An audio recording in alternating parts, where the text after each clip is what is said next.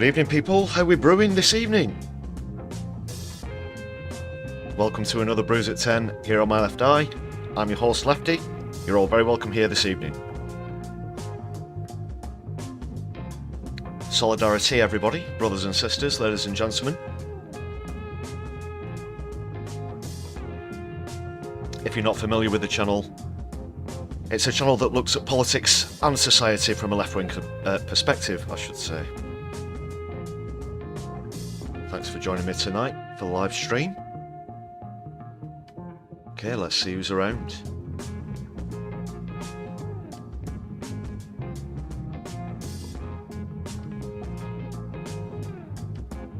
Okay, people. Well, first of all, Octo, thank you very much for that show of solidarity with the 10 gifted memberships. Awesome stuff, brother. Thank you very much. Great way to kick off the stream. Thanks for your continued support, and I hope that all of you members enjoy your perks if you're a member for the first time. Thanks again for that.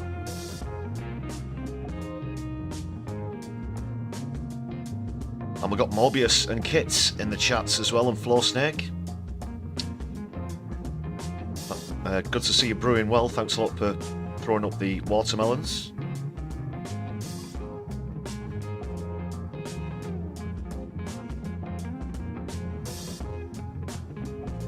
Great to see you all. Right, what's coming up? What's coming up? Well, first of all, sorry I couldn't join you last night for the Sunday live stream.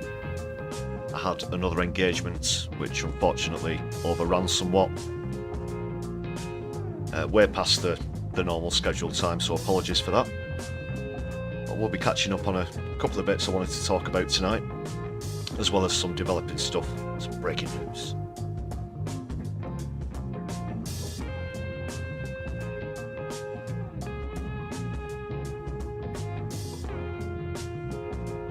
Starmer's hit back against not only a recent run of unpopularity, new revelations about the drop in the value of the pound, the state of the economy, and so on and so forth. He's made an attempt to fight back today, saying that he's getting behind a massive artificial intelligence program. I'll be talking a little bit about that, articles and clips and things like that. There was one particular question that was put to him that he chose to try and skirt around, try to dodge. That's particularly interesting and quite telling as well. There's been a lot of telling stuff this week.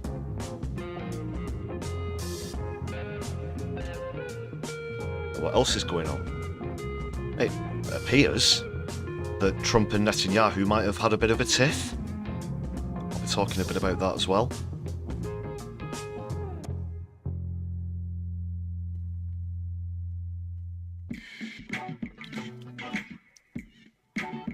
Yeah, Flowsnake on popularity.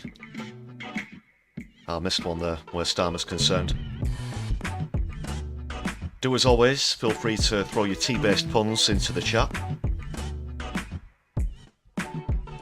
If you're new to the channel and want to join the chat, please hit the subscribe button and you can jump in there just 60 seconds later. Also, everybody, please make sure you hit the thumbs up button on the stream and notification bell. Give us a share across your social media and whatnot. Thank you very much for your ongoing support in helping to give the channel a boost on the old algorithm.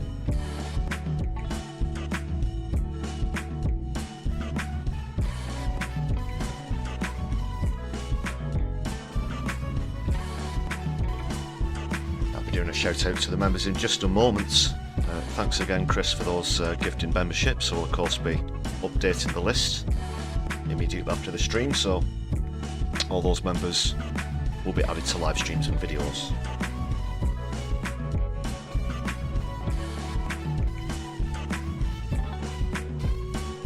I do have a retraction to make as well, a correction. Yes, on a previous video that I put out, I could hardly believe it myself. I don't think this has ever really happened before on the channel, but I'll be kicking off with that, so no spoilers. And Andy Carter, great to see you once more.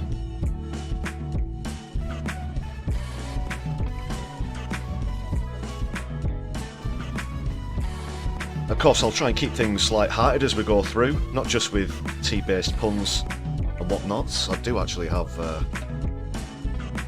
healthy supply of comedy videos. I'm not even sure if I'll use them all on tonight's stream, but I'm not in short supply where that's concerned. It's not all doom scrolling, you know, as we do say.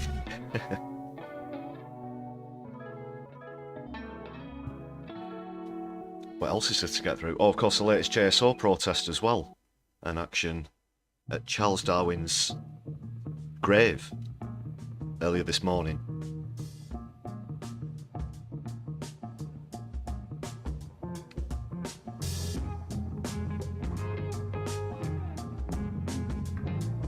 Okay, I'll just check I've got everything lined up. Be diving in shortly, of course. Following a mandatory, obligatory, customary thank you to all the members on the channel. Excuse me, just remove the chat for a moment while I give special thanks to everybody on the screen for either joining the channel or via gifted memberships.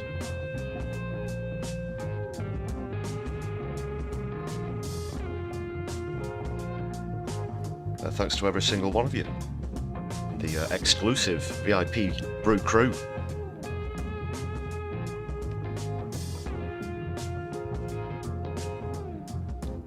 Bird's Nest Rat Fest, great to see you made it through the advertising. Yeah, for anyone who's not a regular viewer, there's just the one ad at the start of streams here on my left eye, if you're watching live, that is. So there won't be any further interruptions after that first one. There are mid-roll ads if you're watching back on a replay. Speaking of replays, if you are watching back, should also just quickly point out, super thanks are open if you'd like to help contribute towards the channel that way. Super chats are open as well for anyone listening live.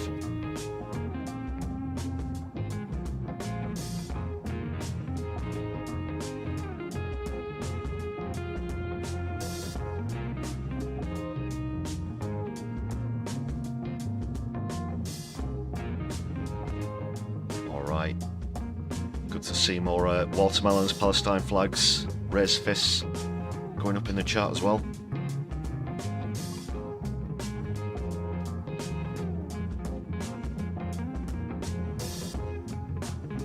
I'm not even sure if we'll be making a visit towards Trump and Musk's batshit crazy corner tonight. We'll see what develops. You never know with those two.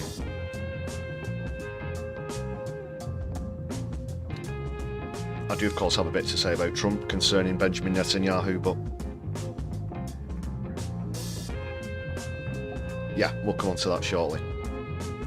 So, first of all, right, let's start with something a bit more light-hearted, as we always try to do here on the Brews at 10.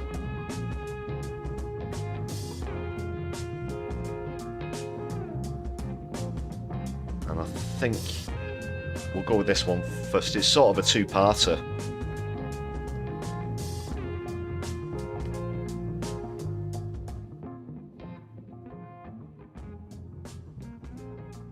Yeah, so this is the latest one from Nerine Skinner, great impressionist, impersonator.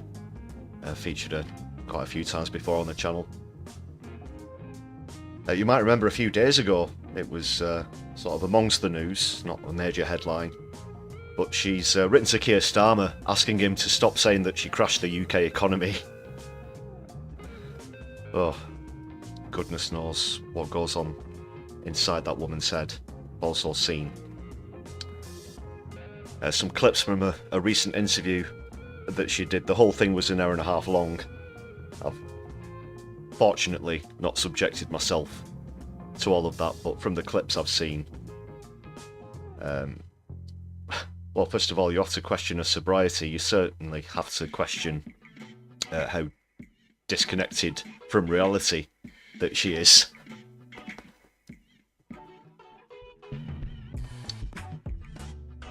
But that's another story, right? So this is Nerine Skinner and her take on that news story about the letter to Starmer. Enjoy, and there is part 2 coming up later on in the stream, so please do stick around, people.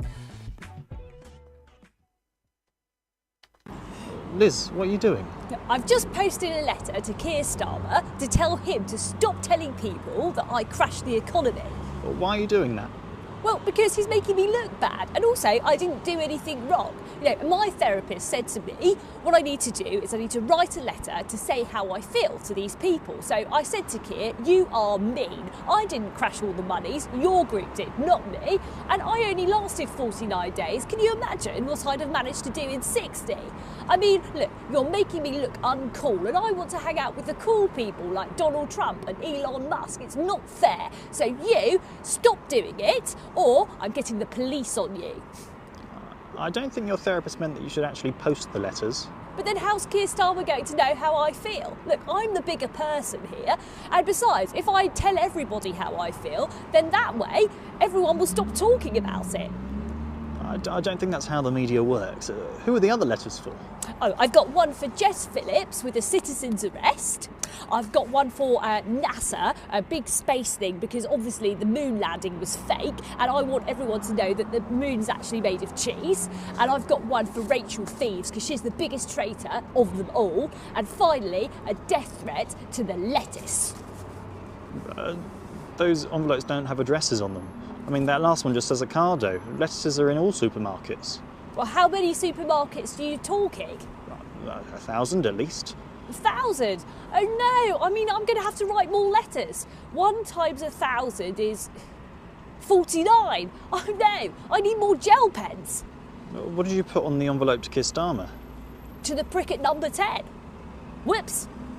Oh well, he'll probably still get there. Which way do I go?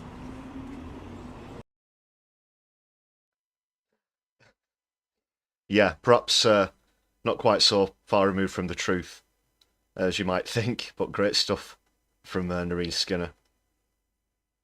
Let's just bring the music back 1 sec. Do check her out there. Twitter, Instagram, TikTok, at Nerine Skinner if you're not familiar with that. Part 2 to come up, and it's a bit of a crossover, that one.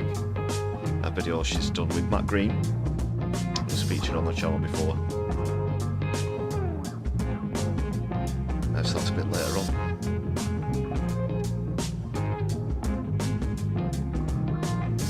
Plus more light-hearted stuff to come. Guitar Guy 80, great to see you in the chat as well. Founding Fathers, thanks for joining us tonight. And Mike Man.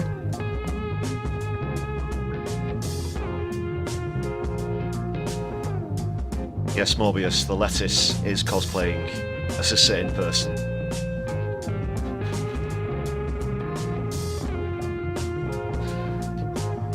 Oh, that was an interesting 49 days, wasn't it, when Liv Truss was briefly Prime Minister? That's interesting is one way of describing it. Right, let's move on. Let's move on to the first story, this artificial intelligence business.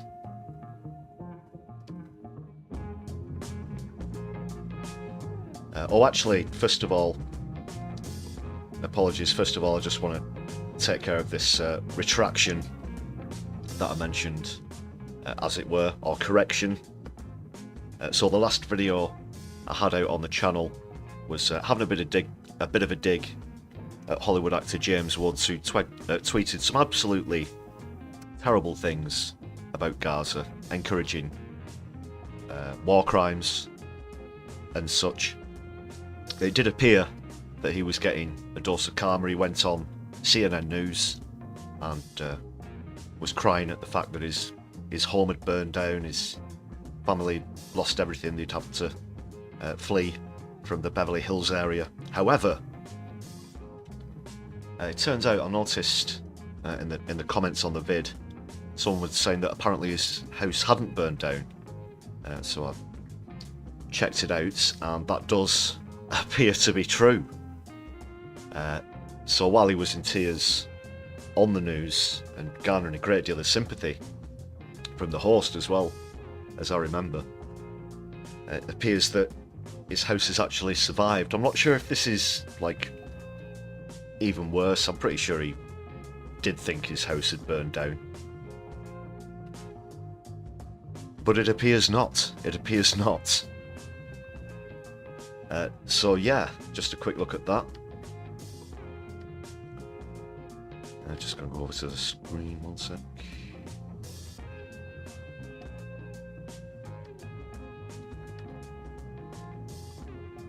You can see here quite clearly his house survived.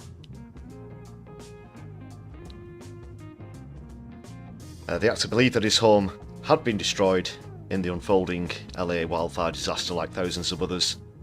But, quote, "a miracle has happened," he says. "We managed to get to our property and our home that we were told is gone forever, and it's still standing," he wrote on Twitter. Always Twitter, never X.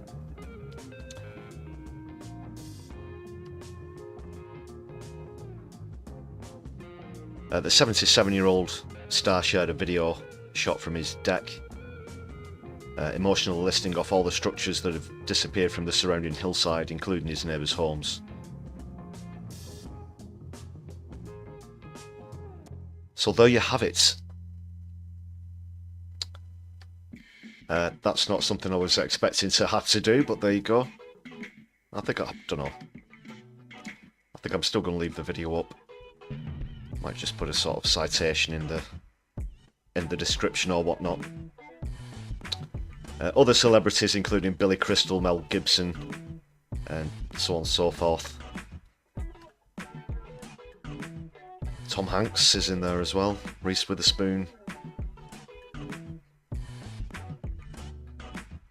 Quite a few, but not James Woods, it appears.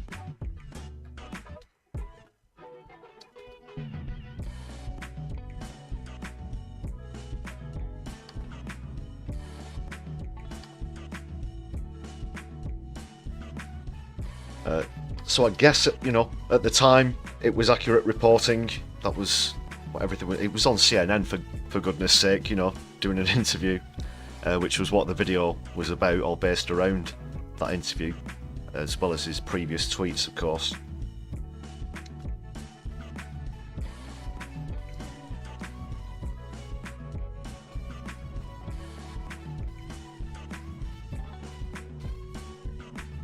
Yeah, I agree there, Mobius. I wasn't aware that he took that stance. Very disappointed. It's always disappointing to find out that someone who you thought was okay as an actor or an artist, musician, whatever it may be, coming out and being on the wrong side of history with this one. Yeah, so I couldn't believe it. What? Just really couldn't believe it when I found that out, to be quite honest. You gotta be fucking kidding.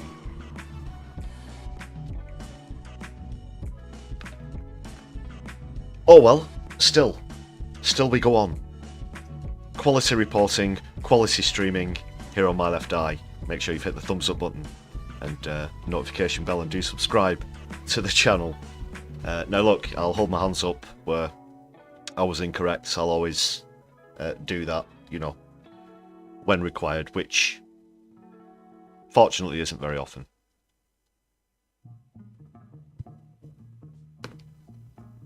And I think that's certainly the first time I've had to do a retraction on something I've put out in a video.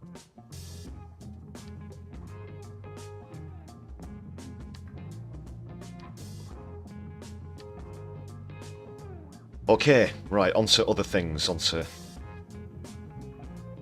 this artificial intelligence that's going to boost growth. I can say growth 1,000 times until they're blue in the face. So as I said, yeah, this does appear to be some sort of, albeit quite lame, response to recent polling, as well as the value of the pound dropping the economy still stagnating, even though they keep shouting the word growth.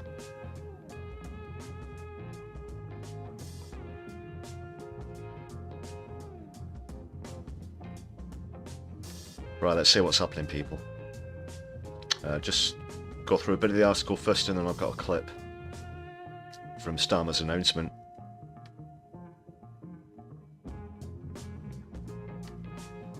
He's going to unleash artificial intelligence to boost growth. Not too sure I'm entirely filled with confidence by the term unleashed.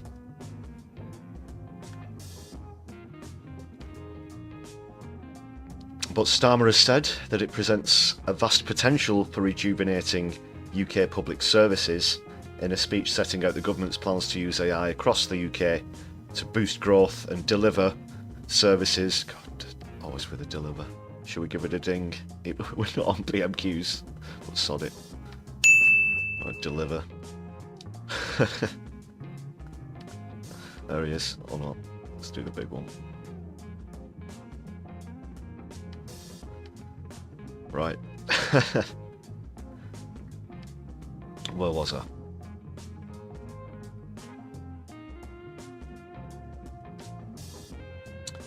So the AI Opportunities Action Plan, as it's being called, is backed by leading tech firms, some of which have committed 14 billion towards various projects, creating 13,250 jobs. They claim, they've said. But the government faces questions over how much time and money will be needed to make its vision a reality amid concerns over borrowing costs and the falling value of the pound.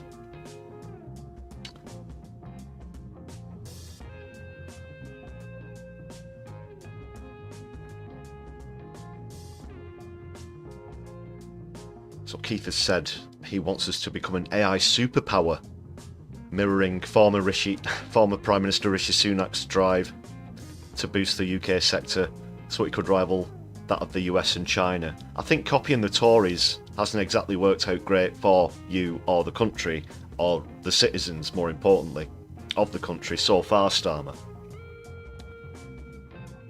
Let's do what Sunak did.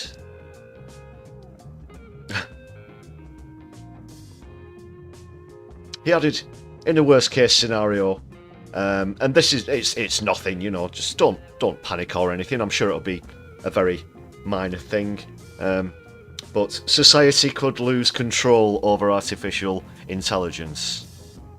That's all. That's all. Don't worry.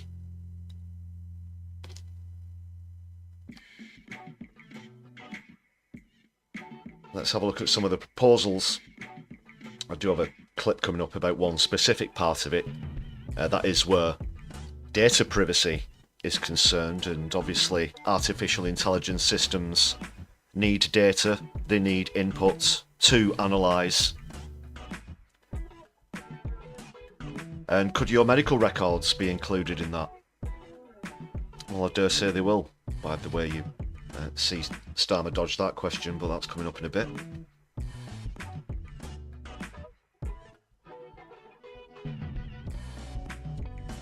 So just a few bullet points. AI will be used by the public sector to enable its workers to spend less time doing admin and more time delivering services.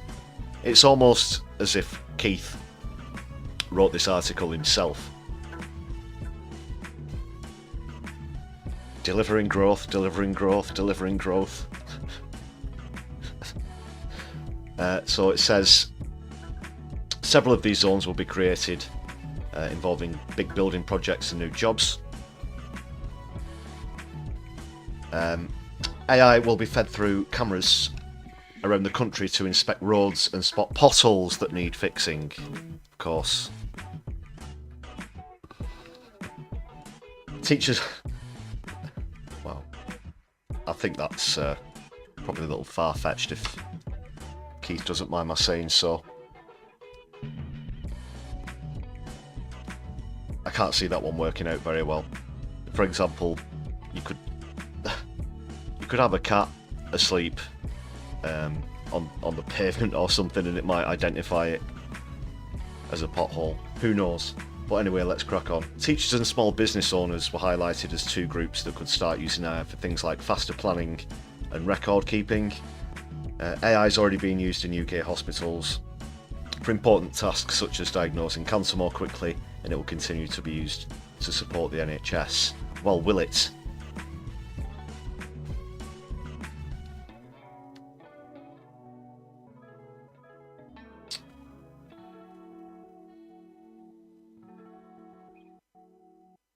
And this is what's concerning as well.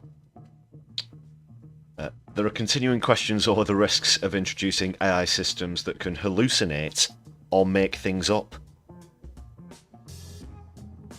or discriminate against certain groups of people due to bias.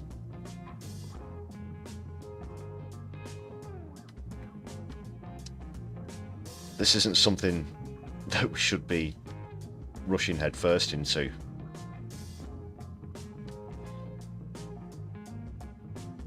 Cabinet Office Minister Pat McFadden said, "We're only at the foothills of this, and AI was a developing technology." That would have probably sounded a bit like this. "Oh, we're only at the foothills of this." Yes, the ever-enthusiastic Pat McFadden, he said, "A government-developed AI teaching assistant had been used by about 30,000 teachers in England so far, and it saves teachers about 3.5 hours a week. And gives them their Sunday evening back."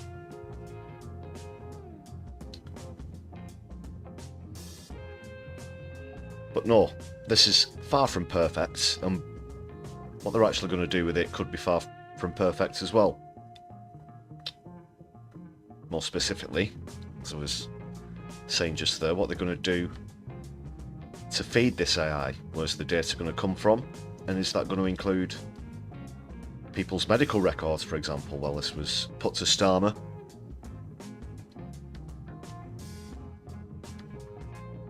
After the speech, he took questions, so let's have a quick look at that. It's not a really long clip, but it is pretty telling. Nine Signs, thanks for joining us as well tonight. Hope you're doing well. And RC Pilots, great to see you.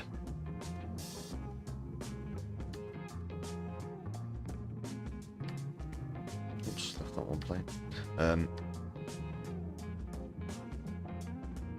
Let's take a look at this Q&A. Can you clarify whether the government plans to make the National Data Library, including NHS data, available to companies and researchers for commercial use, as well as to improve public services?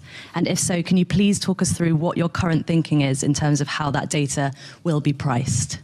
The data library is really important. It's something the sector have been crying out for. We need to make sure that it works properly, protecting the interests that need to be protected. Beg your pardon? Beg your pardon, Keith? Let's just quickly go back there. The data library is really important. It's something the sector have been crying out for. We need to make sure that it works properly, protecting... First of all, I think people's privacy is quite important, especially where the medical records are concerned and whether they're going to be sold off to private interests. The interests that need to be protected. And also, just on that point, very vague about the interests that need to be protected. Is this patients' interests, or are you talking more about private interests? Are you talking more about the interests of private profits? This is Keith that we're talking about, so it's overwhelmingly likely to be the latter. Sector have been crying out for. We need to make sure that it works properly, protecting the interests that need to be protected. Yeah, I think that's definitely a bit of a giveaway. Oh, what a giveaway. Did you hear that? Did you hear that, eh? That's what I'm on about. when it comes to health data, particularly NHS data, it is really important that we stay in control of this, and we will stay in control of it, because we need, on the one hand, all anonymised, of course, to use the potential of that data. And again, we're being given two sets of information here. He was quoted as saying, and it's even in the title of the article we just skimmed through, that he's going to unleash artificial intelligence, and now he's trying to say that it's important to be in control of it, vis-a-vis keep it on a leash, or a lead, as we'd say in the United Kingdom. But on the other hand, make sure it's properly protected. And the way to protect it, in my view, is to keep control of it. Thank you very much. And he then just immediately, very quickly, cuts off without answering the question, which was specifically about how people's data records could potentially be used. And he did anything but absolutely rule that out. So that can only lead us to one conclusion. And if you live in the UK, your medical records could be sold off to private firms for artificial intelligence purposes. This is what's happening. There was even a call out a few years ago. Essentially, if you wanted your data to be protected, you had to go to your GP and ask to fill out a form to say that you didn't want your data to be sold to private interests. Are people going to get the same opportunity for this, or is it going to be done at the stroke of a pen? Yeah, I think that's definitely a massive giveaway, though, the way he dodged that question. They will be sold off, yep, you're quite right there, Morbius. What a giveaway, eh? Oh, what a giveaway. Did you hear that? Did you hear that, eh? That's what I'm on about.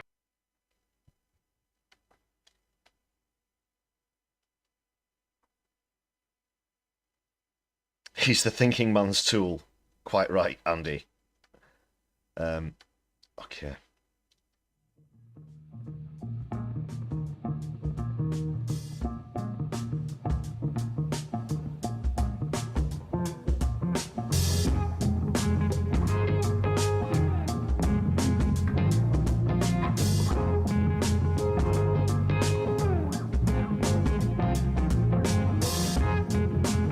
Right, let's see what we're going to go over to next. Just want to quickly skim through that AI stuff.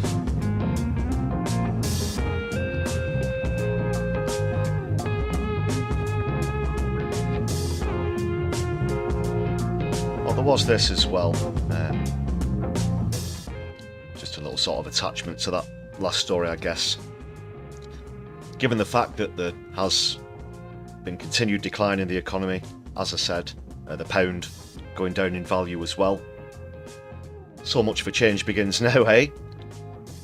But despite all that, it looks as though Starmer wants to stick by the so far, as yet, ineffective Rachel Reeves. That is not to any positive effect, of course. She certainly affected you and your ability to keep warm during the winter if you just happen to earn the staggering amount of £12,001 or more per year, for example.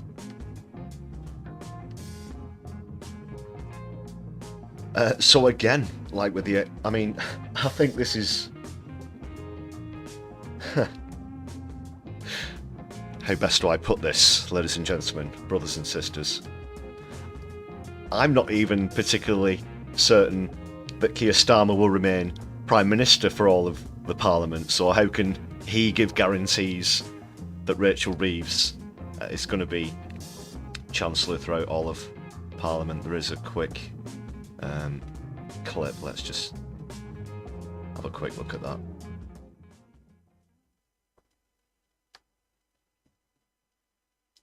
If, yeah, if he's not guaranteed to last, What's that say about Reeves? Might be a bit of buffer in here. Apologies. Rachel Reeves is doing a fantastic job. She has my full confidence.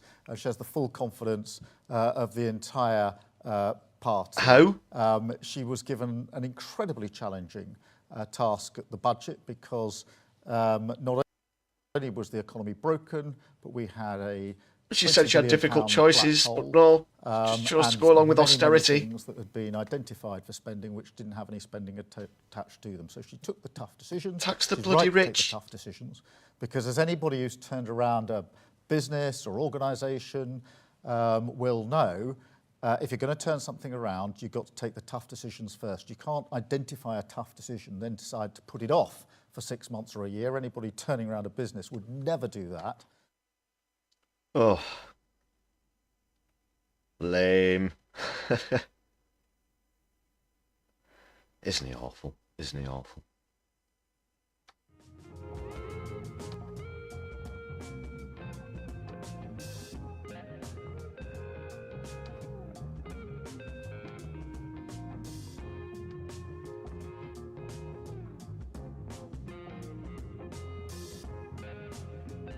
Kemi Badenoch, even, has come out and taken a swipe at him. They've hardly got room to talk, though, the Tories.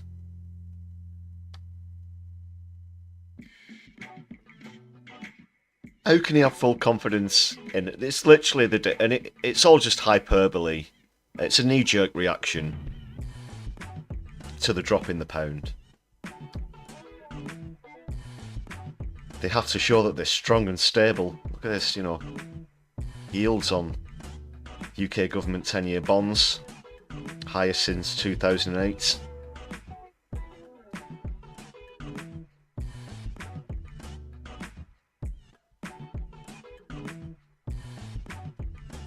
The chair of the Confederation of British Business said the picture was not good, but insisted that firms were still somewhat upbeat. He says that confidence is bruised, but not gone. Well, not yet at least. Change begins now.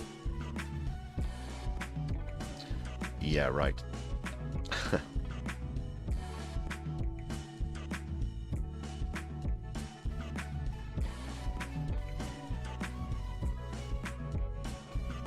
Yeah, good point. 9 signs that wealth gap continues to grow, stagnant wages, inflation still pushing prices up.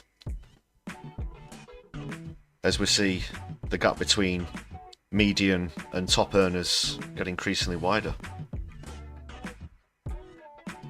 Hundreds, sometimes thousands of times the median wage.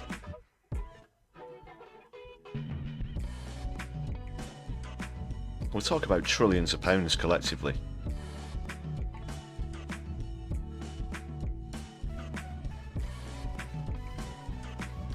But where those super mega corporations are concerned, of course, profits are just unpaid wages. Someone or many people got ripped off down the line, whether it's the employees, suppliers, whomever it may be.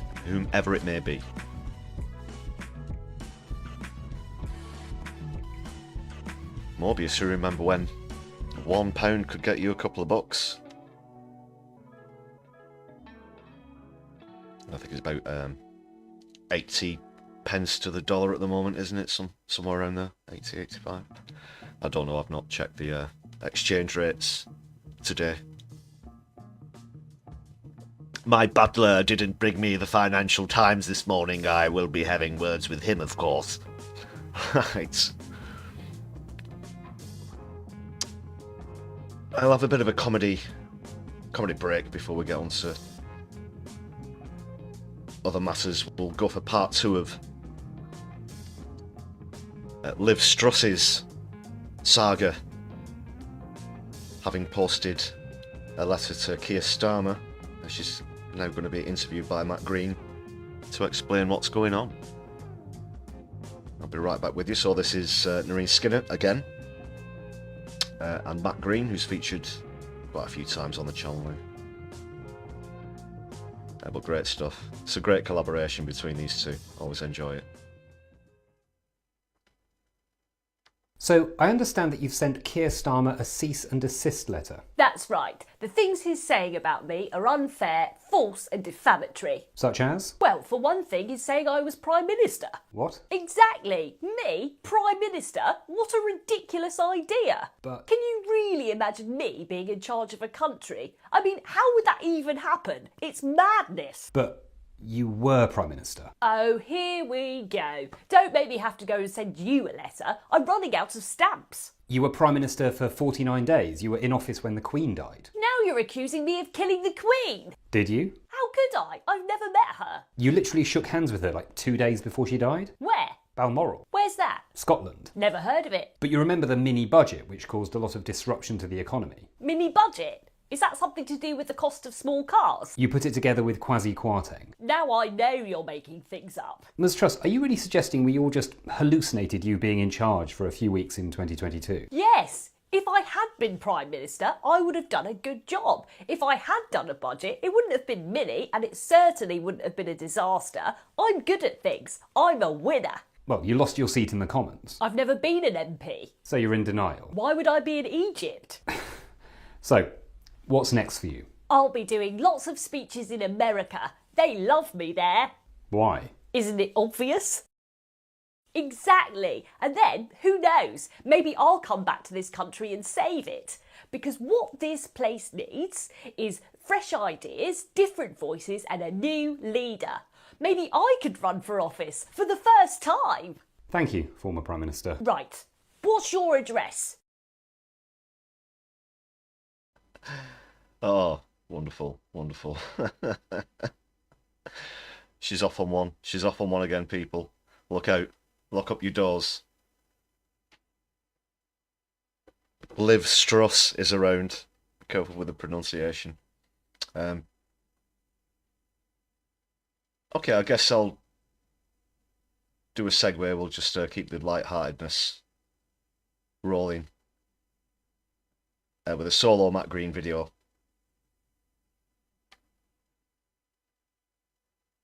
This one's all about Elon Musk, so yeah, enjoy. I'm just going to top up my brew while this is on. Be right back with you. Hello, and welcome to Whatever Elon Musk Wants to Talk About. Yes, we've changed our name from The News and are now bringing you 24-hour rolling coverage of the thoughts of the world's richest man. There's no need to follow him on X. We'll report everything he says without the swear words and the definite libel to make it seem like he's more of a concerned observer than a total maniac. So why are we doing this? Well, Mr. Musk is the best friend of the new President of the United States. He's the richest man in the world. He owns our favourite social media company. He could totally buy us if he wanted to. And let us reiterate, he is the richest man in the world. Yes, we'll bring you coverage of everything that he tweets, posts, X's, Zeets, vomits, alongside immediate reaction from politicians from across the whole range of the political spectrum, from Kemi Badenoch to Nigel Farage to Tommy Robinson to Andrew Tate. We're not saying that everything he says is right, but it's definitely all right-wing.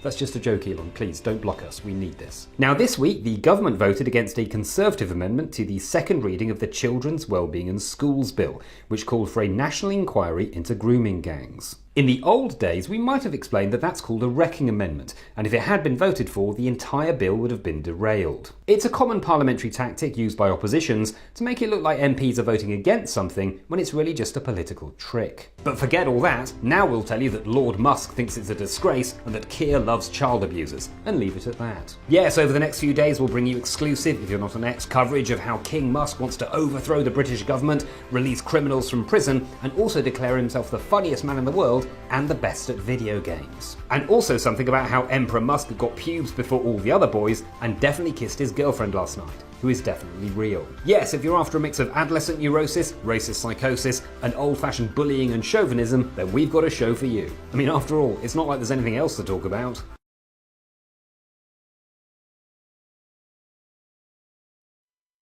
Matt Green there, take a bow, sir. Very good stuff, very good stuff.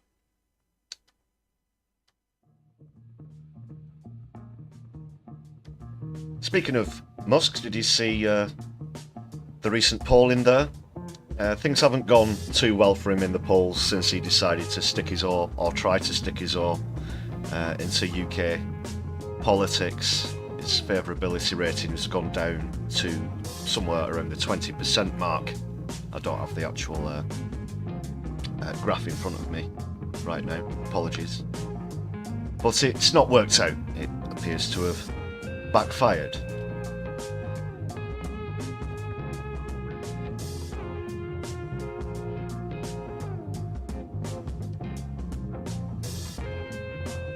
But of course you do have to say the notion of him trying to get involved in UK politics is somewhat batshit crazy.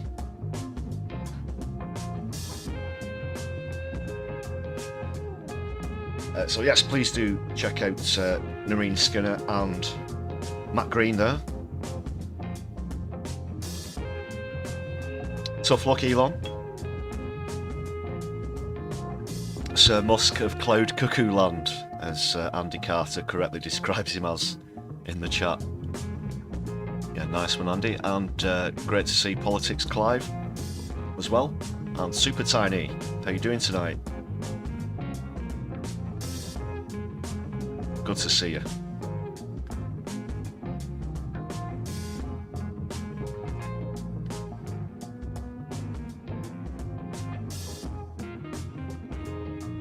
We've got a few different bits to go over.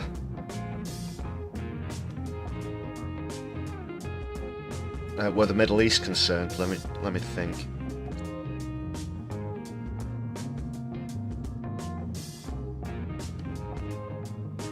Yeah, we'll go with this one first. You're no doubt familiar about the arrest warrants out for Benjamin Netanyahu, Yoav Gallant, issued by the ICC, of course. The United States of America, though, with the sense of exceptionalism that they always seem to have actually turned around and sanctioned the ICC. So, you know, when you're guilty of such heinous things as the USA and Israel are, that's the reaction. And it's, again, just as pathetic as it is telling, so we'll have a quick look at that. As well as a great video that came out from Jeffrey Sachs as well recently, again concerning things in Palestine, and I've also got a little bit to talk about with the TikTok ban as well, which has actually been approved.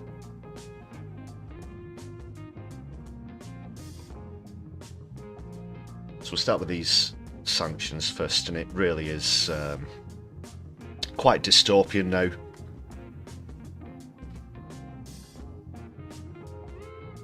It really is getting chillingly dystopian.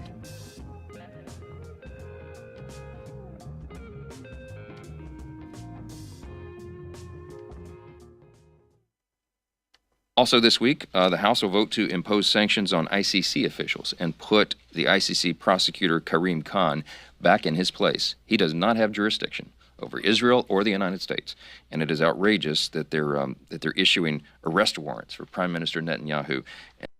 It's not ridiculous. It's not ridiculous.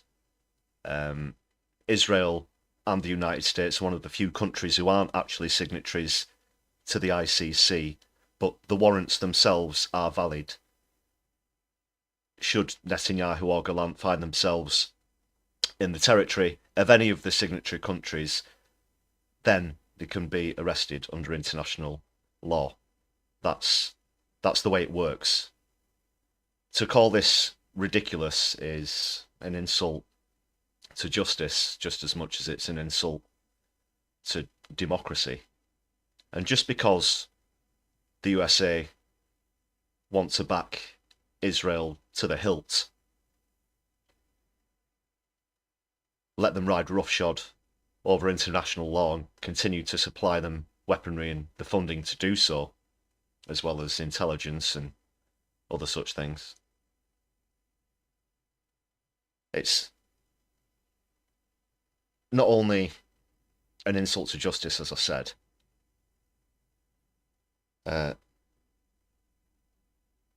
This exceptionalism that you're seeing here in this statement as well is just absolutely staggering. The gall, the neck for the USA to come out and condemn an international association such as that. Now,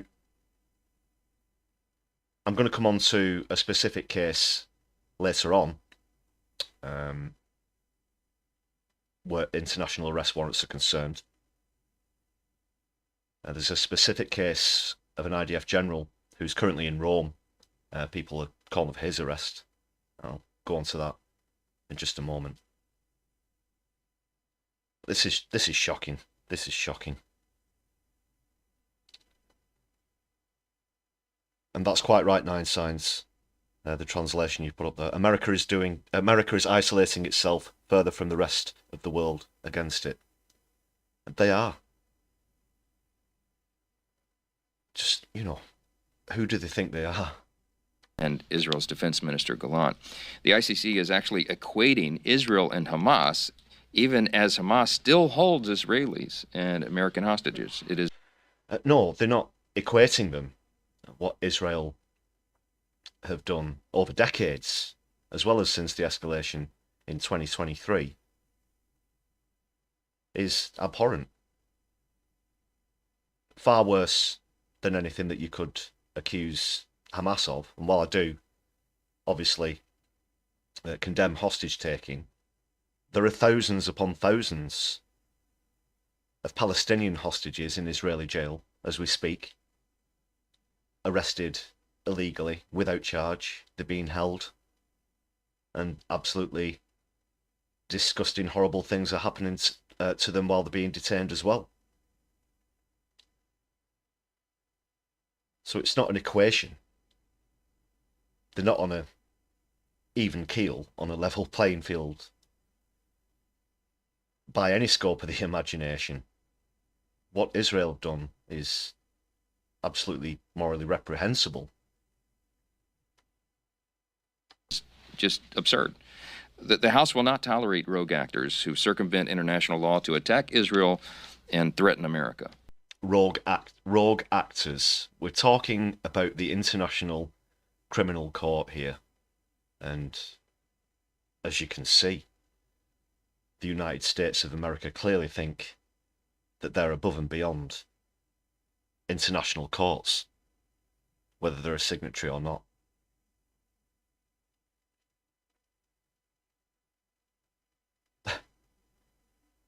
We won't do it. And this bill passed the House on a bipartisan basis last Congress, and after we vote on it again, with Leader Thune now in leadership in the Senate and Chuck Schumer out, I expect that'll be brought to the Senate floor. I don't think the ICC give a damn, really. This isn't going to change their stance. Appears just to be for sure.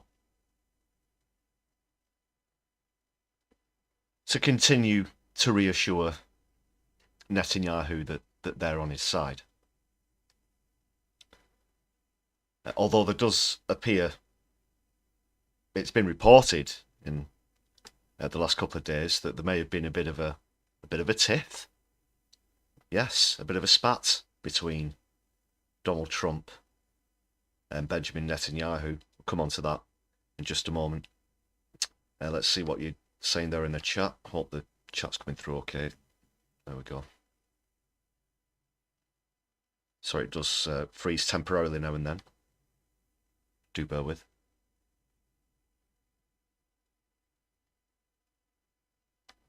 That should be coming through pretty smooth now.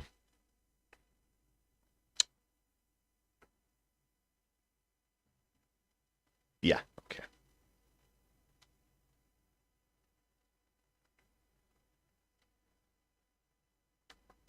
So again, what a giveaway. Oh, what a giveaway. Did you hear that? Did you hear that, eh? That's what I'm on about.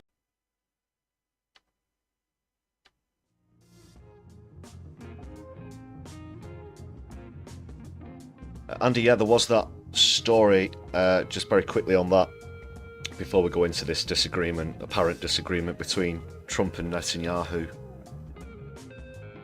Poland did announce that they wouldn't arrest Benjamin Netanyahu.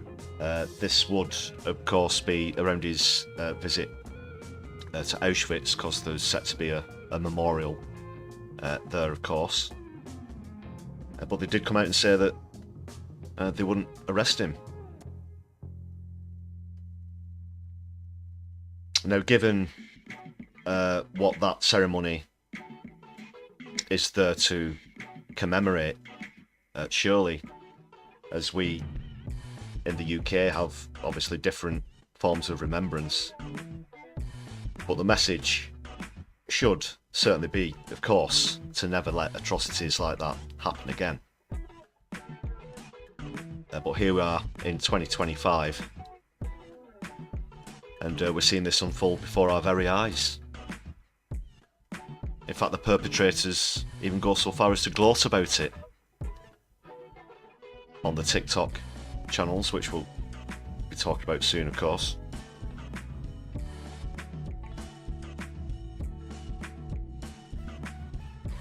And surely that is an insult to the memory of those who were victims during the Second World War. It's the same thing. It's the same thing.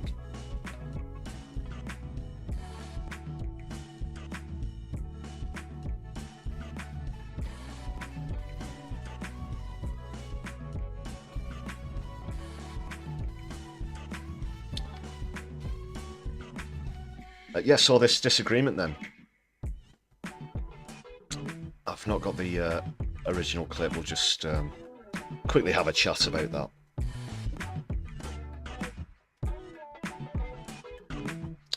So where did this all begin? Well, it appears that since Trump won the election, he's not actually spoken, or at least not directly, to Benjamin Netanyahu. But it was reported, or it was leaked, that Trump had referred to Netanyahu as a really dark son of a bitch. That's the quote. That's the quote. And word of this has apparently gotten to Netanyahu, and he's not best pleased about it. So it seems that he's cancelled a proposed trip across the United States of America. He's thrown his toys out the pram, and he's not going to go and visit Donald.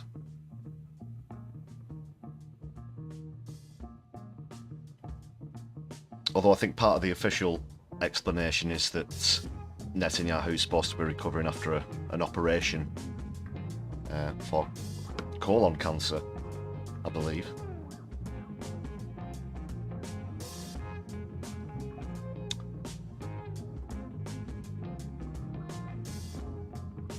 But we all know what the deal is with Israeli press statements, of course. The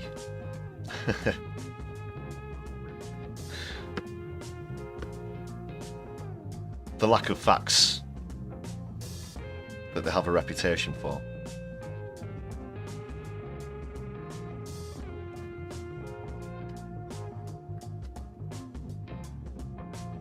So that appears to be the spat.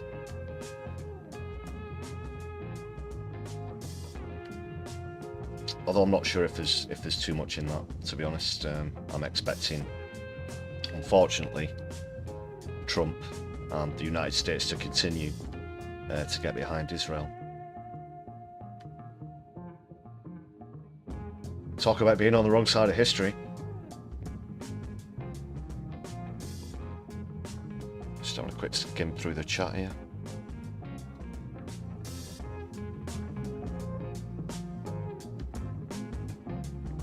Alright, I'm going to get onto this TikTok ban now, and I've come across a great video. I think this TikToker really does sum it up.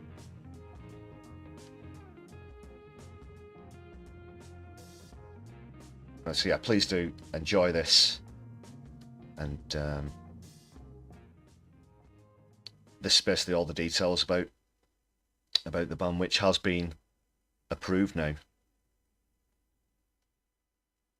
Yo, it looks like the TikTok ban is happening, y'all. It's set to take effect on January 19th, which is less than 2 months from today. And if TikTok is going bye-bye, I think you should at least know the monsters who did it. We need to talk about TikTok. TikTok, if you will, it is the 24/7 news channel of so many of our young people, and it's like Al Jazeera on steroids. In November of 2023, a recording was leaked of Jonathan Greenblatt, the head of the ADL, referring to TikTok as a problem that needed to be taken care of. We have a major generational problem. The issue in the United States in support for Israel is not left and right. It is young and old.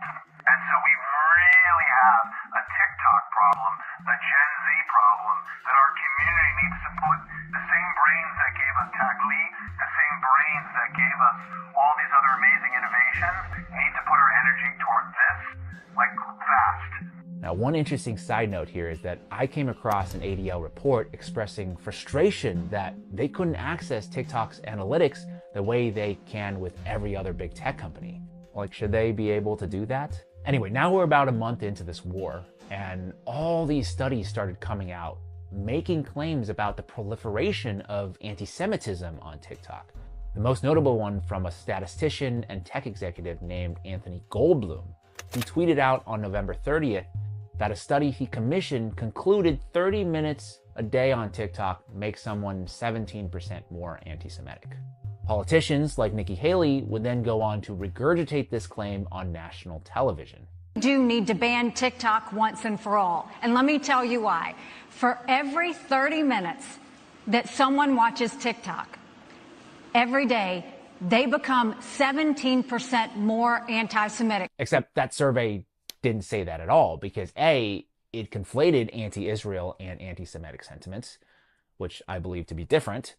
And B, Goldblum himself admitted that he made some logical leaps when he was drawing his conclusion. But now things are really moving at a rapid pace. The next day, on December 1st, 2023, the New York Post reported that a group of 40 mostly Jewish tech leaders and business executives confronted TikTok CEO Shou Chu over their concerns about anti-Semitism and the allegedly disproportionate popularity of pro-Palestine videos on the app. One of those executives, Anthony Goldblum, the same Anthony Goldblum who we were just talking about. And from everything I understand, the meeting didn't go well in the sense that TikTok didn't commit to a kind of wholesale removal of pro-Palestinian or anti-Israel content.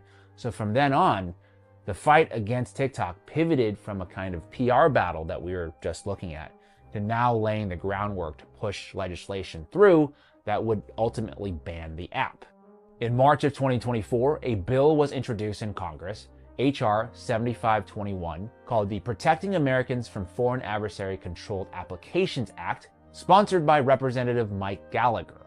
Foreign adversary control of what is becoming the dominant news platform for Americans under 30. This is a common sense measure to protect our national security.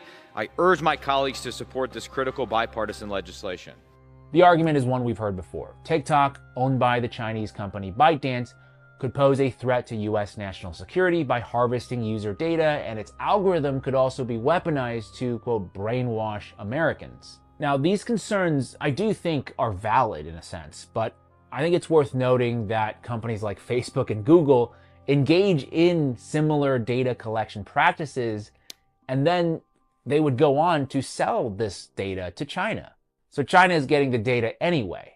But here's where things get really interesting. You start digging into Gallagher's largest campaign donors, and you uncover a story that goes far beyond data privacy or Chinese influence. Near the top of his donor list is AIPAC, the Israeli lobby. Here's a crazy statistic for you. Of the 500 plus members of Congress, only 33 members did not receive a donation from the Israeli lobby in the last campaign cycle. So essentially, when Israel wants something from America, they usually get it. Now, another contributor I want to draw your attention to, Palantir Technologies, which is a defense contractor co-founded by billionaire Peter Thiel. Palantir just happens to work very closely with the Israeli military, providing advanced surveillance and targeting software used extensively in their war on Gaza. And one of their consultants, a man named Jacob Hellberg, was responsible for writing the bill. Yeah, it's incredible. A defense contractor who profits off Israel's war were also the ones behind drafting a bill that would, in effect, stifle criticism of said war, which is a clear conflict of interest, no? At around the same time, the Jewish Federations of North America penned a letter to Congress urging lawmakers to ban TikTok due to anti-Semitism. Not one mention in their letter about China or data privacy. TikTok runs all sorts of videos that portray the Israelis acting towards the Palestinians in barbaric ways.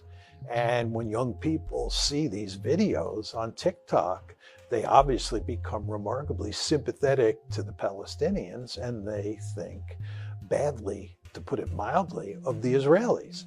So the lobby would like to shut down TikTok. On March 23, 2024, HR 7521 passed with largely bipartisan support. Looking back, I was fully expecting the bill to pass the House very, very quickly and easily, because there are a lot of bills that pass the House and don't make it through the Senate. The Senate is meant to slow things down. But 1 month later, on April 24th, the act passed in the Senate, again, with overwhelming bipartisan support, and was signed into law by Joe Biden on the following day. Like I said, I had never seen a bill go through Congress with that kind of speed and velocity, with very little opposition or debate. It's wild. And maybe even wilder, by that summer, Mike Gallagher, the representative who had sponsored the bill, was now working for Palantir as their head of defense. He didn't even finish out his term. He just resigned from Congress and took a job there. I know, all of this sounds like a crazy conspiracy theory. In fact, the ADL did call this a conspiracy theory. The Atlantic also called this a conspiracy theory. They even name-checked me in their article. Quote, "The entire world knows exactly why the US is trying to ban TikTok," James Lee declared on March 16th. Not bad for your boy here, huh? And honestly, this would remain a conspiracy theory. I don't know if I would have made this video if they hadn't come out and confirmed their true motivations. Typically, the Israelis are good at PR. What's happened here? Some wonder why there was such overwhelming support for us to shut down potentially TikTok or other entities of that nature. If you look at the postings on TikTok and the number of mentions of Palestinians relative to other social media sites, it's overwhelmingly so among TikTok broadcasts. So I'd note that's of real interest. And that's where we are today. China or Israel? I'll let you be the judge. Oh, what a giveaway. Did you hear that? Did you hear that, eh? That's what I'm on about.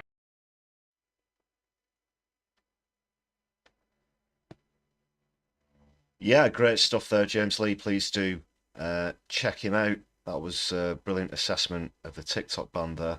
And of course, it's just all about suppression of the truth. It's about censorship.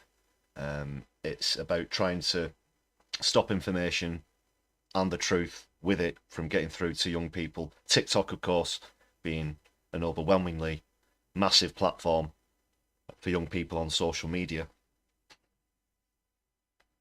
And also, bizarrely, at the same time as you're seeing that being suppressed, we're seeing an overwhelming amount of cases of IDF soldiers themselves gloating about the crimes on TikTok, something which they've recently been told off for by their superiors. So yeah, please, stop telling the truth. People are finding out what we're actually doing. We've got this great propaganda program to try and drill into people's minds. So, again, yeah, fantastic assessment there, James Lee.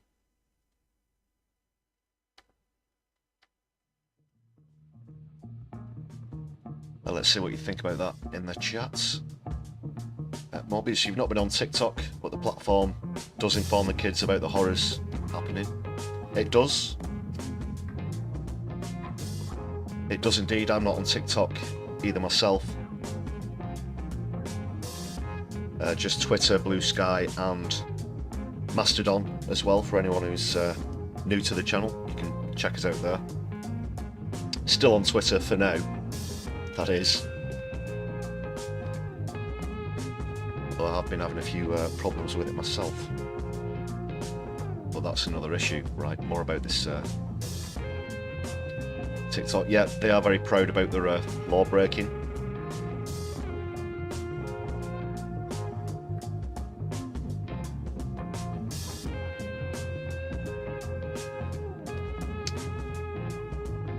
Well, that's also a good point about the First Amendment, you know. I thought the far right were always harping on about free speech. Are they not? Is free speech good or not? Are they anti-censorship? Are they pro-censorship? They can't make their fucking minds up. The land of the free.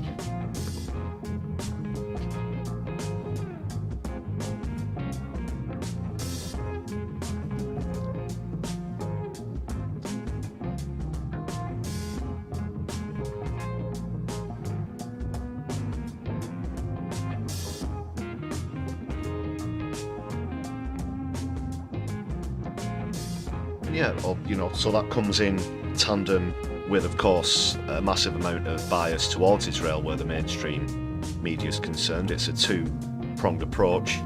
Suppress the truth and spread the disinformation, misinformation and outright lies. Whether it's from tweaking words on an article to try and make things seem not so bad, to printing absolute pure propaganda. Even going so far as to appear to be directly speaking on behalf of Israel. How many times have we seen here in the UK critics of Israel go on for interviews only to be interrupted by the presenter who says, well, now hang on a minute, this is what Israel is saying, as though that's their only purpose, to interject.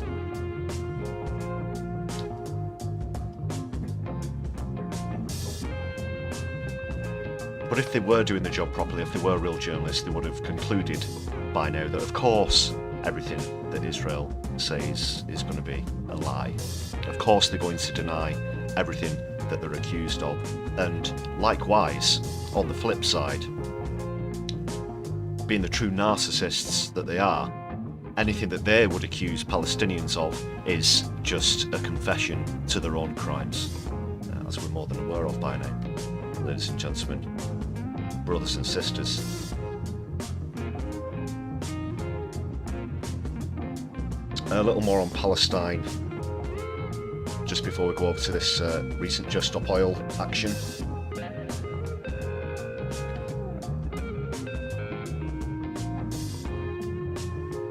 Just want to quickly show you a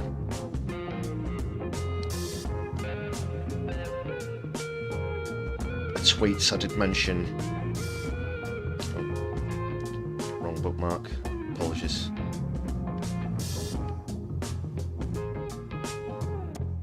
I mentioned an appeal. I'm not sure about the absolute latest updates on this, but one of the Palestine charities had noticed that a senior IDF figure is currently visiting Rome, which of course are a signatory to the ICC. So they've been calling for his arrest. And this is the Hindrajab Foundation.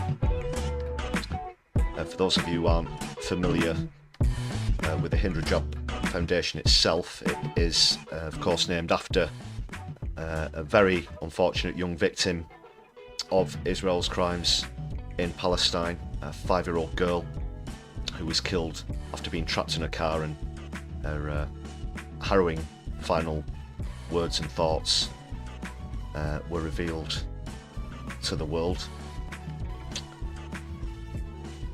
Just very quickly about this latest appeal. So it's Major General Ghassan Alian. They've filed cases with the ICC and informed Italian authorities demanding the immediate arrest of the Major. He oversaw the total blockade of Gaza, weaponising famine and targeting civilian infrastructure, including hospitals, in acts amounting to genocide, war crimes and crimes against humanity. His public dehumanisation of Palestinians as, quote, human animals, end quote, reflects his intent behind these policies. With no immunity under international law, the HRF emphasises that Italy is obligated to act swiftly. The ICC has already issued arrest warrants for similar crimes against Israeli officials, and Alian directly supervised these policies. So there he is. Hopefully that will get the attention, catch the ear of the ICC, and they'll take action on that. If I do get any further information, I'll bring that to you as soon as possible. Justice must prevail, as one of the posts points out there. Absolutely. Get this man behind bars.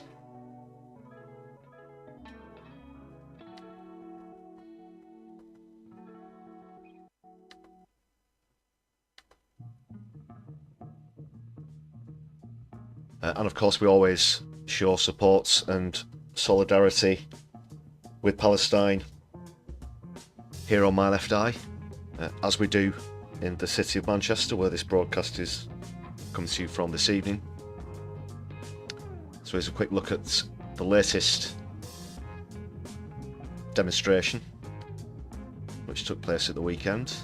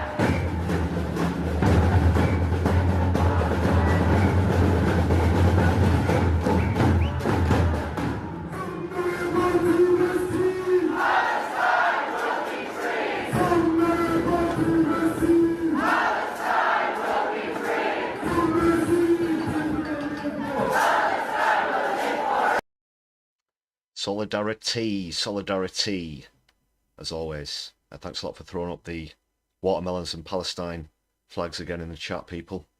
Always appreciated. Absolutely 100%. Manchester will always stand behind Palestine. Ceasefire now.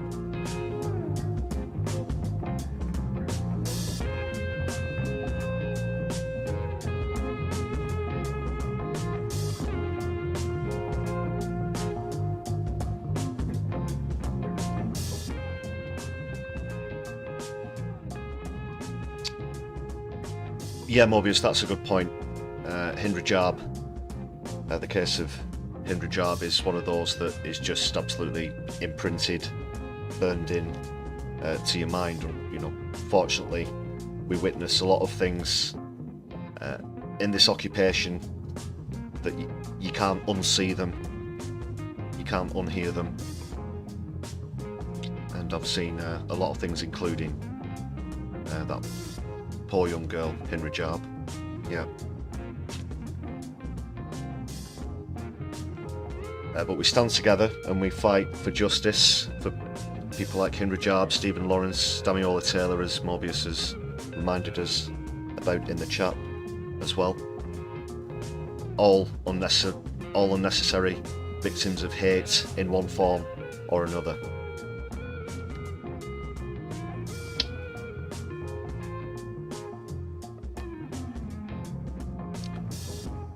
Someone else who's been speaking out against Israel recently was Jeffrey Sachs, as mentioned earlier. Let's take a look at that clip.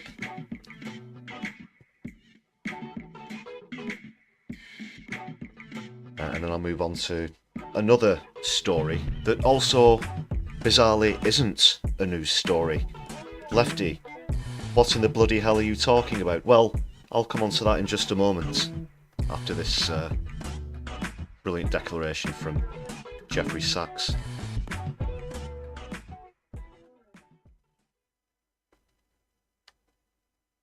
Believe it or not, weird as it sounds, the U.S. has been fighting Israel's wars for decades. It's been a disaster for the United States, trillions of dollars.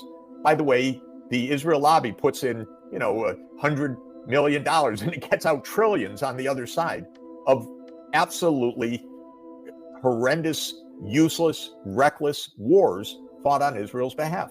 Well, Netanyahu, as I said, he doesn't view it as a failure because the U.S. keeps complying. It keeps going along with this. It hasn't stood up and said, you ruined us in 2003. You promised we'd take out Saddam Hussein and all would be well. You told us to take out Bashar al-Assad. We tried to do that, and that was in 2011, and we're 13 years later, and we're still at war. You told us to take out Muammar Gaddafi, and we did that 13 years ago, and now there's still chaos. You have done such destruction, Mr. Netanyahu. Stop it. We don't say that. No. So he just keeps doing this. And maybe, and I'm sure that he thinks, with Donald Trump, now I can really do it. Now we'll go to war with Iran. The other side of this was the idea that, yes, we'll do that for Syria, Libya, Iraq, Iran, but the Saudis will come with us for free. We'll give them some weapon systems, maybe a defense pact, and they'll sign on. That was also the idea of Trump and Biden. No difference between the two in approach. But that's over if it was ever realistic. It's completely over. That's what the Crown Prince's statement today, but he's been making it repeatedly in recent months. It's over. Now, I don't know whether the Trump people understand this or not. Who knows? But they're going to find out. And Netanyahu's going to find out. And all of this is an extraordinarily reckless behavior. And Netanyahu's been one of the most destructive forces in world politics for a long time now. And he's done a lot of damage to the United States, thank you. And it's time for him to shut up, basically, to stop trying to bring the United States into war. And his latest is to bring it into war with Iran.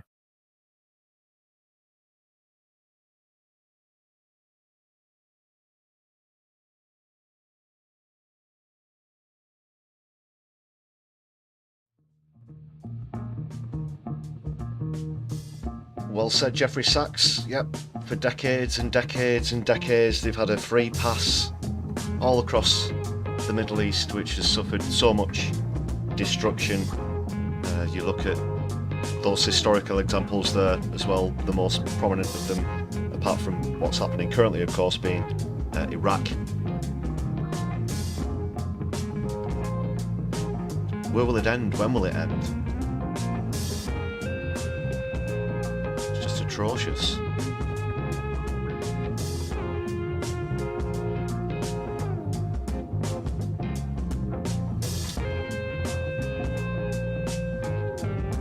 I'm going to move on just a second. Just checking I've got the right link. Yep, there we go.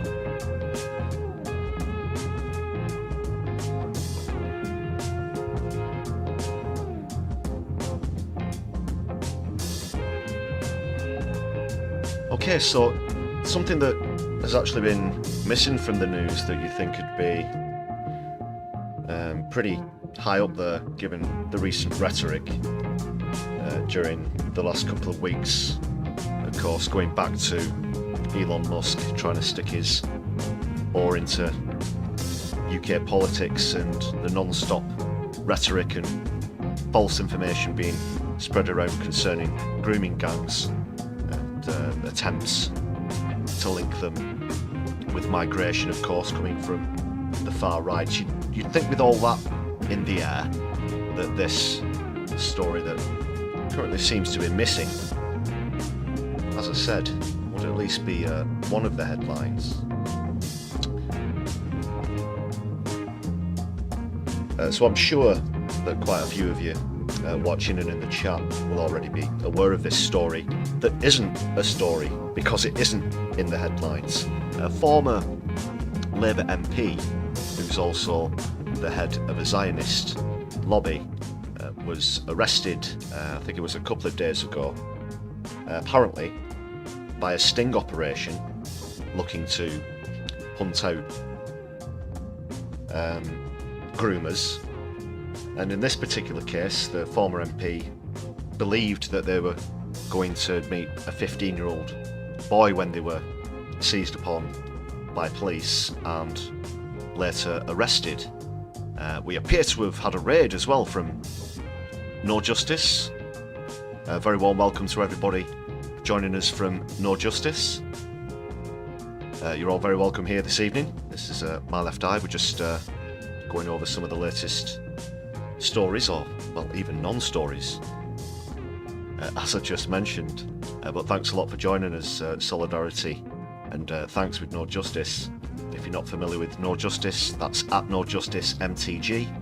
Please do go and follow the channel. Excellent content, excellent streams. Thanks again to Helena for raiding in. Davinia, great to see you. How you all doing? Let's have a bit of a scroll through the chat, see who else is joining us.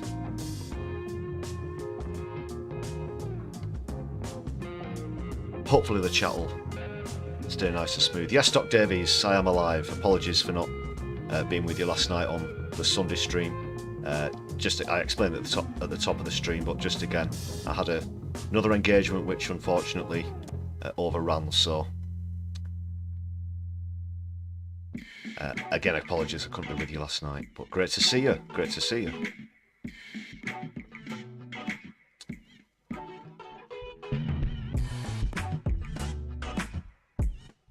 So yeah, I was just saying it was very interesting. Certainly very interesting, the lack of that news story about the former Labour MP and Zionist lobbyist being arrested whilst, well, he thought he was going to meet a 15-year-old boy but was swiftly arrested. Apparently he's now being bailed though. This is the thing, this guy's back out on the streets. There's barely been a mention of this in the headlines. And well, wait till Elon hears about this. He's going to try and have a field day with it. But let's not leave Musk any open goals. Ligella Deville, great to see you as well. Thanks a lot for joining us over in the raid. Nice to see you back again.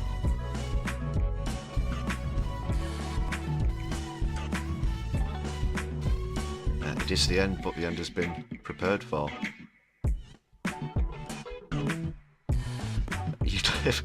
You'd laugh if I did a Kev Logan and told them all to fuck off. No, of course not. Of course not. No Justice viewers always welcome here on My Left Eye. Thanks a lot for hitting the like button as well. Please do follow Davinia's wonderful example there if you're just joining us over from No Justice. I do have another couple of bits to talk about before I bring the stream to a close.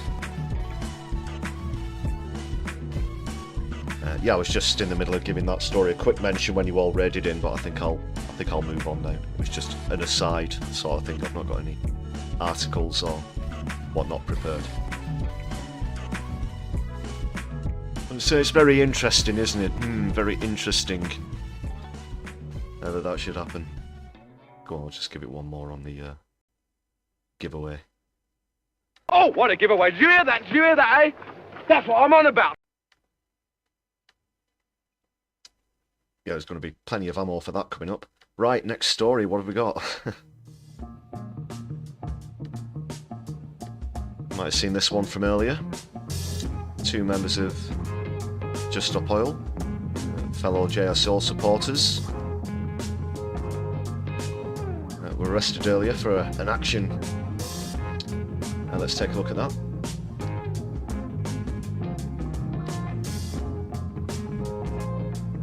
So this is spray painting.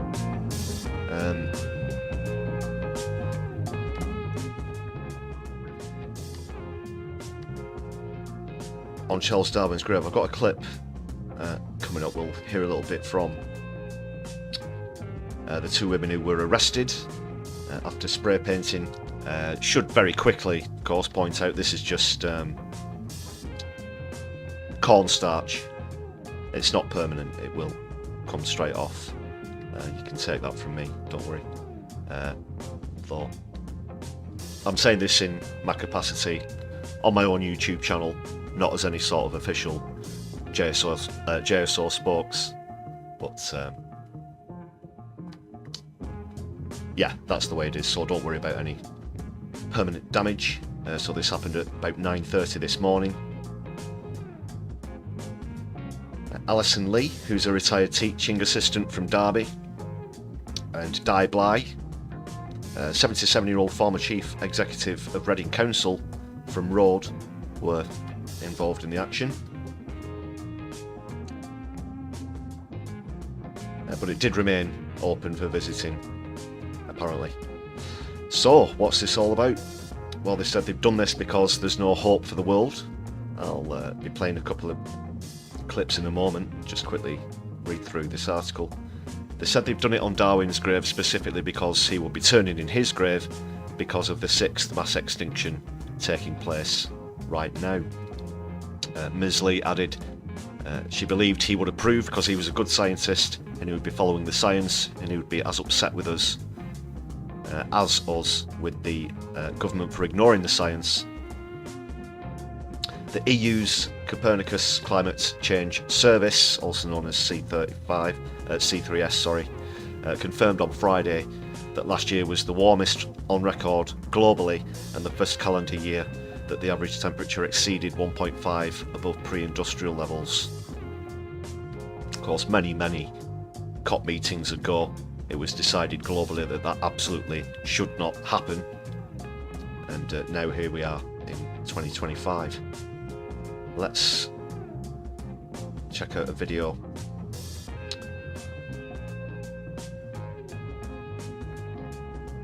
Believe it or not, weird as it sounds, the US has been fighting Israel's wars. So this is just from JSO's Twitter, if you want to check it out on there, but this is what they've had to say about it. My name's Di. I'm a nana, a mum and a partner. My name is Alison. I am 66 and a mother of 2. I'm part of Just Stop Oil because I have to be. I have to do something. I am about to do something that I know will upset a lot of people. I have to do something about the climate crisis, already climate chaos.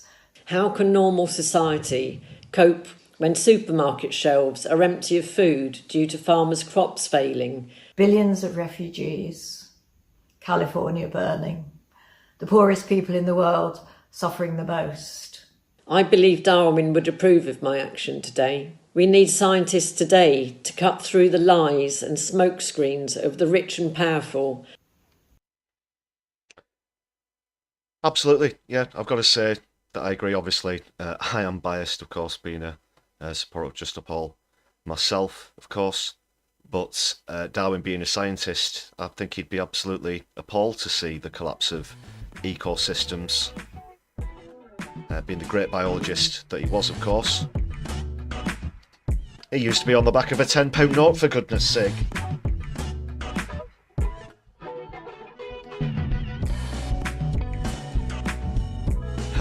Andy, yeah, Just Stop Oil. Lindsay Hall's an existential threat.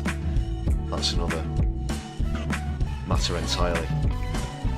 But unfortunately, as I've mentioned so many times before, it takes stunts like this to grab people's attention and actually point out the facts about what's going on and the failings of our collective governments. Absolutely. So yeah, I do think that Charles Darwin himself would have approved. Just Stop Oil have, of course, done many famous actions in the past, in the last around 3 years since the inception. And this is the latest, so please let us know what you think about that in the chat.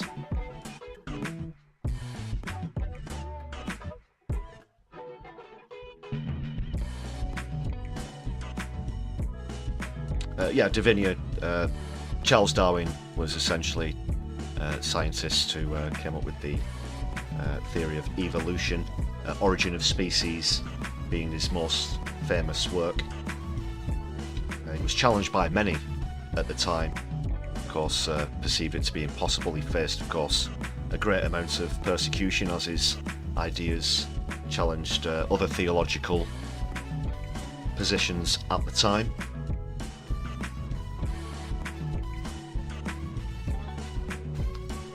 Did a great amount of research himself, travelled the world, examined huge amounts of species in his studies of how tiny incremental changes in species over large amounts of time on a macro scale lead to mutations and variations and whatnot.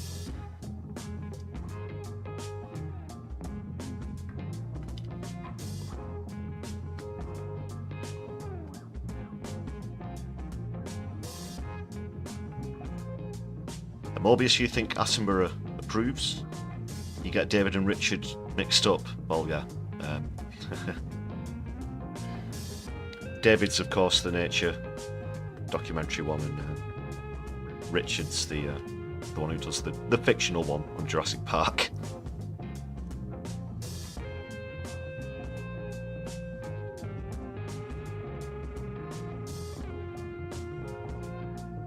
Nine Signs, you spoke to Professor Peter Wadhams from Cambridge on such, and lectures from Professor Kevin Anderson.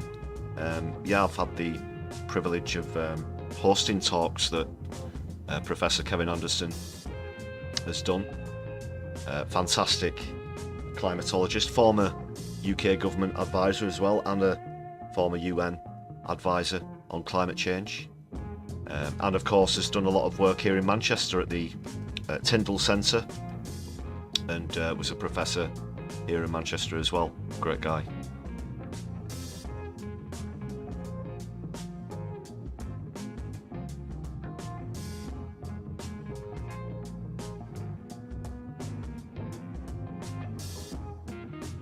Yeah, just about the rest of your point there. These figures come from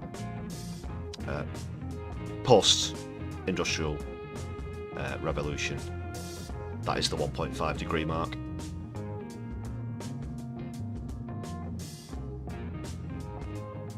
Scary stuff though, scary stuff. Many people, I'm sure, such as Kevin Anderson, also Bill Maguire is another excellent professor on the topic. They would argue that, well, the way we're heading, at least, we could not only be passing 2 degrees, but way beyond that as well. And when we look at what's happening right here today, we're having extreme weather all over the world, whether it's droughts, wildfires, floods, whatever it may be. They're happening in increasing frequency as well as intensity as well, unfortunately. So, yeah, we do need to take action. The USA, of course, being a massive contributor to CO2 levels. Unfortunately, as we see climate change deniers, well, specifically Donald Trump, about to take office, to the clarion call of drill baby drill, things unfortunately look less and less encouraging, which is why we have to collectively step up and put pressure on these politicians wherever we live.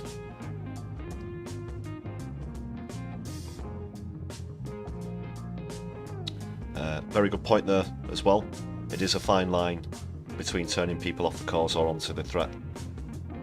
But organisations like JSO don't have much of a choice because the danger is so imminent. Yeah.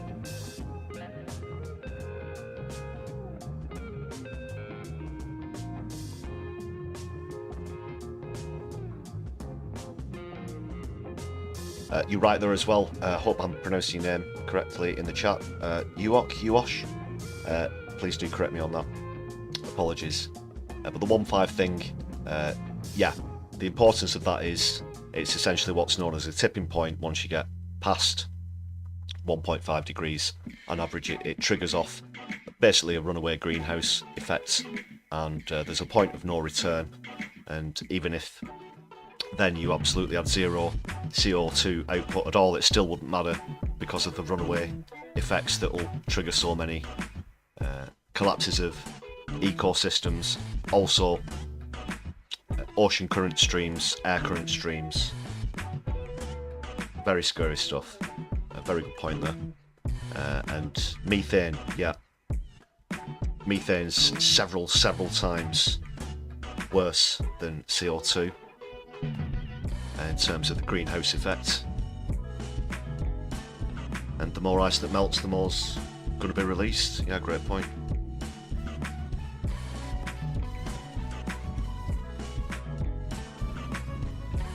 Good point there, 9 signs as well about what's still left in the ground.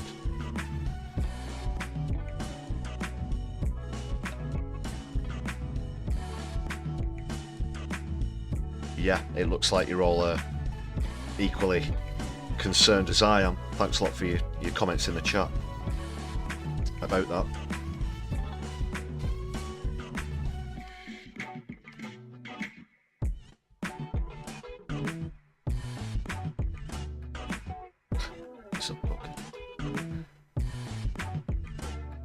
Oh, what else did I want to mention?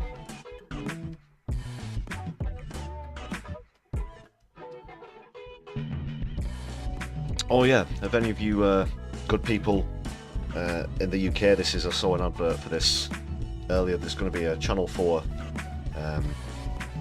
show with Steve Coogan, and sorry, I've forgotten his last name, it's Brian something. He's going to be portraying a famous interviewer who did a series of interviews with Thatcher, so it's sort of a documentary all about that that's coming out soon. Should be pretty interesting. Steve Coogan, the actor, of course, unlike Alan Partridge, who he famously portrays, is a hardened socialist, of course, not a Tory. Always important to clarify that.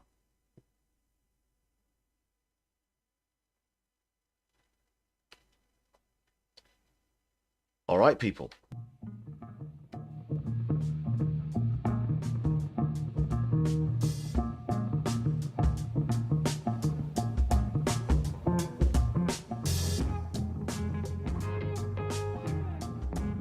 I'll be bringing the stream to a close shortly. Please do stick around though. I'm going to check if there's a possible raid. I've got another comedy clip as well just before we go.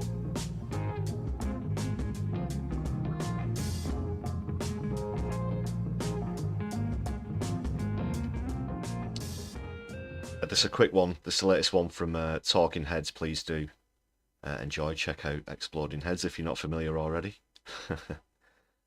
It's the same channel that do the famous Colin from Portsmouth sketches, but this is really good.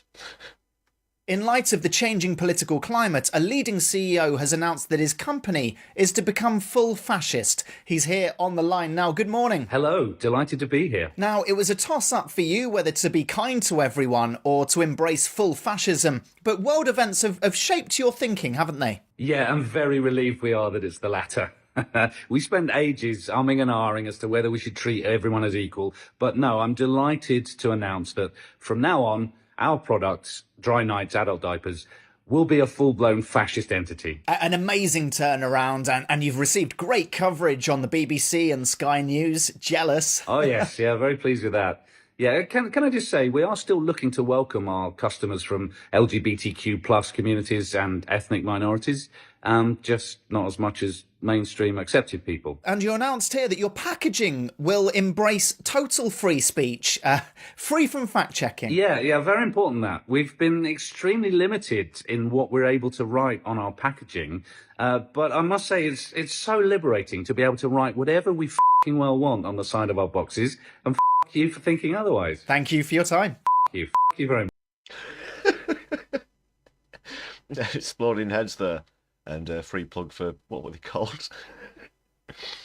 Dry nights, adult nappies, or whatever it was.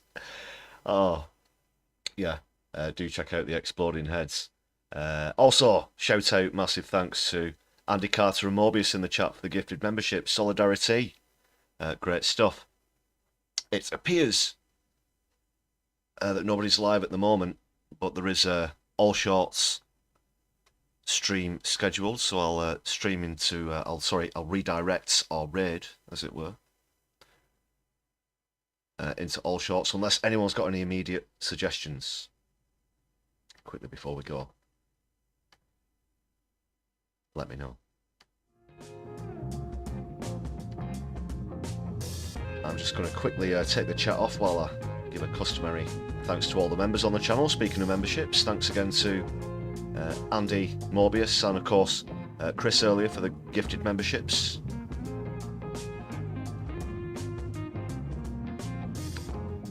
All the new members' names are going to be added to the list.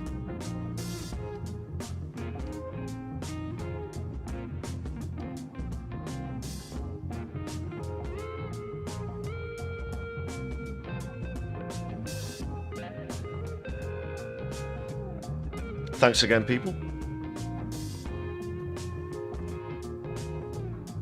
Let's see any suggestions in the chat where we might stream to next. I'll keep my eye on those. While I do that, I'll just very quickly remind you, if you want to join this list of incredible supporters on the channel, it's just 99p. Check out the perks, lots for you to enjoy. If you're watching back on a replay, super thanks are also open as well. Thanks a lot for all of your continued support on the channel. Every single member of the Brew crew.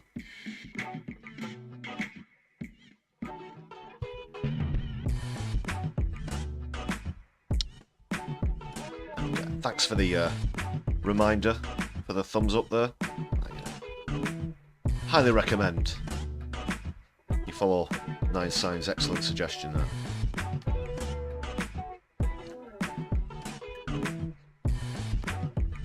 Okay, well it is pretty late, so for lack of anyone being live at the moment, I'll just leave you with that redirect for the upcoming All Shorts stream, and you can add that to your watch later list whenever that's scheduled for. Please do check them